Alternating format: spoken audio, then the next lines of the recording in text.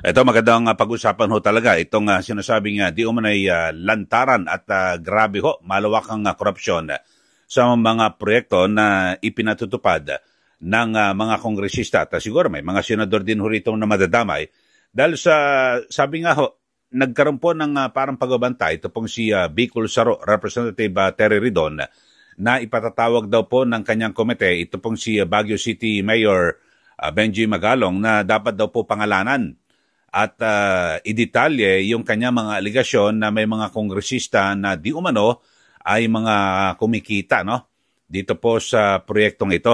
Kayo ho ba, o bago tayo pagpatuloy, kayo ho ba ay naniniwala na may mga kumikita na mga kongresista dito o ang sabi kasi ng tagapagsalita nagre-recommenda lang daw po at sa mga proyekto at wala, pagkatapos doon ay wala na. O kayo ho, sige mag-comment na ho kayo mga kaubayan dito po sa ating channel at mag-subscribe na po kayo sa mga bago lang po sa ating channel. O eto ho, sabi po ni Mayor Benji Magalong ng Baguio City, gusto niyo ipatawag niyo ako kasi sabi ho ni Congressman Terry Ridon, ipatatawag daw. So, tinanggap ni Mayor Magalong yung hamon ni Congressman Terry Ridon at handa na pong humarap sa Kamara de Representantes, ito pong si Mayor Magalong at kanyang ilatag, nako, meron pala siyang ebidensya. O, Congressman Ridon, walang atrasan ha. Dapat dire-diretso ito dahil sa ikaw ang unang naghamon dito po kay Mayor Magalong. Sige, ituloy nyo yung investigasyon at para magkaalaman. Di ba? Ito, pakinggan natin pahayag ni Mayor Magalong. Ngayon, gusto nila akong tawagin. Tawagin na lang nila ako. Huwag na sila magdadaldal pa. Tawagin na lang nila ako dyan sa Kongreso. At doon na lang kami mag-usap at magkita. Hinihintay ko nga yung kanilang notice at yung kanilang summon. Tawagin na lang nila ako. But they have to allow me to do my present. Kasi resource person naman ako doon. Hindi naman ako accused doon. Huwag nila akong tratuhin na accused ako doon. They have to treat me as a resource person. Besides, ilang beses naman na ako humarap dyan sa congressional hearing na yan. Alam ko na yung sistema nila dyan. Alam ko na rin yung pagka-standing nila dyan. Basta importante lang, diretsuhan lang usapan dyan. The contract alone at yung detailed unit price analysis, diyan mo na kaagad makikita. Ebidensya na yan, pero wala. Ayaw nilang tignan. At magkanta ka ng market survey. On the basis of that, makikita mo na kaagad. Prima facie, you can easily get it. Basta importante sa kanya, sila meron eh. Ako, gawin nila akong investigating unit. Ako maglilid ng investigation na yan. I'm willing to volunteer to be the head of the investigating body just sa flood control project. Basta yatas nila sa akin yung PNP at yung mga ibang investigative agency like NBI. Ngayon, gusto nila ako. Okay, so yun ho. Nako, tinanggap po ni Mayor Magalong ang hamon ni Congressman Terry Ridon at handa raw po siyang humarap. Oy, padala niyo na agad ang imbitasyon kay Mayor Magalong at para siya ay humarap. At napakasimple lang ho. So handa rin daw ho siya na pangunahan kung gusto nila yung investigasyon, lalo na ho dito sa flood control project. Kasi alam nyo ho, ay ito hong isyong ito, ang nagbukas na rin ho nito ay mismong si Pangulong Marcos Jr., di ba, sa kanyang State of the Nation address. At binabanggit niya na nagsagawa siya ng inspeksyon at nakita niya ho talagang yung mga may mga nakita siyang ghost project na meron dong inilaan na dapat magtayo ng flood control, wala. Meron naman marurupok. Mahinang klase. So ano ibig sabihin nun? Dahil sa alam niyo bilyong-bilyong piso po ang inilaan ho dyan ng gobyerno. So siyempre magbabangon puri ang Pangulo kasi noong nakaraan 2024 kanyang SONA ay ipinagmalaki niya na 5,500 na flood control projects ang natapos na at maraming pang ginagawa. So, bakalipas po ang ilang araw, biglang binaha. Ang dami yung binaha, so maraming nagalit na tao. So, ngayon, 2025 budget, at least inamin ho ng Pangulo na talagang palpak yung flood control projects at napakarami na mga sablay. Mahinang klase. Bakit humihina? At sabihin natin, nagiging substandard ang isang proyekto. Siyempre, alam nyo na, di maraming nangumisyon. Dahil sa, halimbawa, yung contractor ho, anong gagawin nila? Siyempre, kukuha ng project yan eh. Kikita rin ho sila. Pero ang dami hong kaltas. Base po ito sa mga report at siguro makakukumpirma ho yan kapag pumunta ho dyan si Mayor Magalong sa imbitasyon ng mababang kapulungan ng Kongreso. Sana ho matuloy. Kasi hinamon ho ni Ridon itong si Mayor Magalong. So kumasa, sana matuloy at matingnan ho natin at magbabantay po ang taong bayan. At hindi pwede na ibubuli ho nila itong si Mayor Magalong na parang halimbawa, ang bangkan iko-contempt ka o ikukulong ka dyan sa mababang kapulungan ng Kongreso. Ako, retired general po ito. At hindi nyo kaya itong basta-basta na lang parang takot-takutin o kung ano man. At ang pinakamatindi, meron daw po siyang listahan. Mga kababayan, meron daw pong listahan. Ito pong si Mayor Magalong na mga pangalan. Yari ho ito. Yari yung mga yung mga kumita ho diyan sa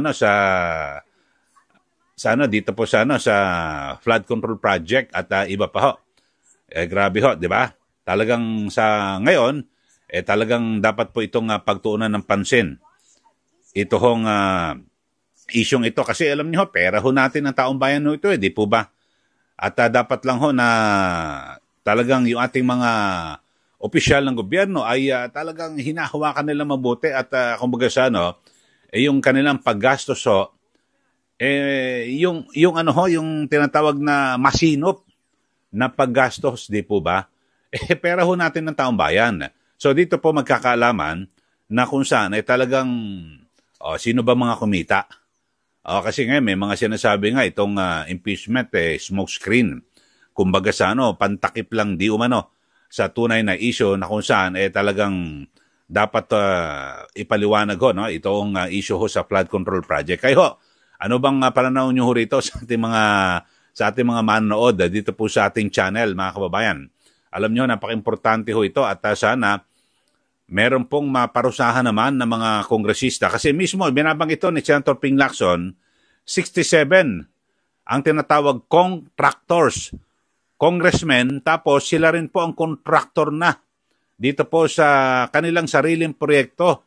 Mga kababayan, grabe ho, no? Yung iba naman, kadalasan sa mga congressman, meron po silang sariling construction firm, kumpanya, o hindi man yung kanilang may pamilya ang nagmamayari, mga anak o kung sino man, kaibigan, tapos matindi siyempre nakukupo nila yung proyekto, di po ba? So dapat po talagang panahon na para mabigyan ho ito ng pansin, di po ba? Itong isyong ito. Ito pa ho, at pakinggan ho natin itong report tungkol sa yung unang hamon at may binabanggit naman na listahan. Ito pong si Mayor Magalong. Matapos hamunin ni House Committee on Public Accounts Chair Terry Ridon na maglabas ng ebidensya kaugnay ng usapin sa flood control projects, 3 pangalan na umano ang hawak ni Baguio City Mayor Benjamin Magalong. Itong 2 congressman na ito na nabanggit ko sa inyo, dito sa Luzon area to. Tapos meron pa kaming titingnan uli sa isang lugar ulit. Napakarami na ngayon dumarating na mga impormasyon ngayon. Handa si Magalong at ilan pang mayor na hindi niya pinangalanan para magsalita sakaling ipatawag ng House of Representatives. But I'm just waiting. Hanggang ngayon, very enthusiastic na ako pumarap sa kanila. And naghihintay pa rin ako nung kanilang sama. Wala naman ako natatanggap. Hindi na rin naman sila nagsasalita kung papatawag nila ako. Hindi inaasahan ni Magalong ang takbo ng investigasyon tungkol sa bilyon-bilyong budget insertion sa mga flood control project. Ang nag-iimbestiga, nagulat ako, nag-iimbestiga yung mismong House of Representatives.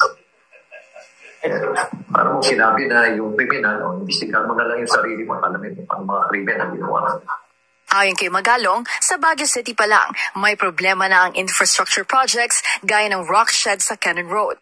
Nitong Hulyo, bumigay muli ang rock shed dito na una pang nabuo 2 taon na nakalilipas. At ayon kay Magalong, sa Cordillera, may mga mayor umano na may proteksyon kaya't mabagal ang usad ng project reviews dito. Samantala, umalma rin si Davao City Representative Isidro Ungab sa umano'y changes sa 2025 General Appropriation Act. Okay, so yun po ang pahayag ni Mayor Magalong na kung saan ay talagang grabe ho, no? At meron na po siyang mga listahan. Ito, 2 o 3 na ho. Na kung saan. At meron din po mga mayor, kasi yung mayor, alam ho nila yan yung mga proyekto ng kanilang congressman at sa kanilang mga lugar. O yun ho. Sabi nga ni Mayor Magalong, ang nakapagtataka, bakit mga congressman ang mag-iimbestiga sa kanilang sarili?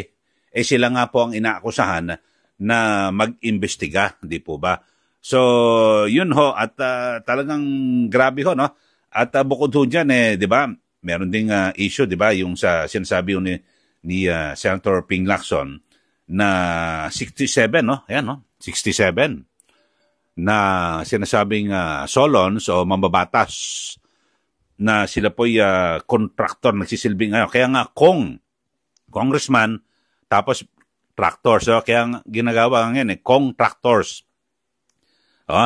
Talagang nasa 67 na raw po na miyembro po ng House of Representatives ang sinasabing sila na rin po ang congressman, proyekto ho nila, tapos sila na rin ang contractor. Pag ganun, wala na ho tayo, talagang talo na ho ang taong bayan dyan, di ba? Siguradong kung magkano gusto nilang porsyento, sila na po nasa discretion na ho nila kasi sila na po ang contractor. Tapos basta may makita lang na proyekto na nandyan, yun po napakahirap. So hindi na ma-check kung, ang maganda lang ho rito mga kababay, yung kalikasan na nag-check Pag tinignan ng tao, kasi alam nyo sa mga proyekto, titignan pa, inspeksyonin po yan ng COA o titignan pang labas, okay na.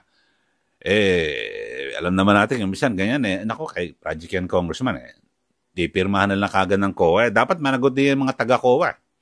Dahil ini-inspeksyon nila. So, panlabas.